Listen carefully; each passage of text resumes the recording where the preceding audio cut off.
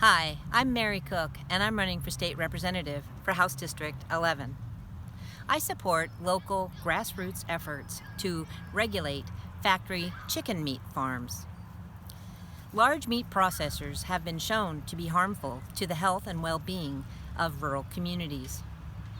Industrialized chicken farms are proposed to come into the areas near Scioto, Jefferson, Almsville, and Staten, near our waterways.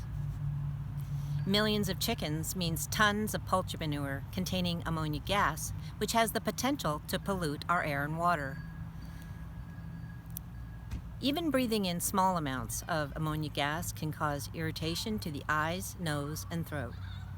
Manure runoff into our creeks and rivers through heavy rainfall or heavy flooding is inevitable. Water pollution, including nitrates and bacteria, could easily contaminate the wells of residents living nearby.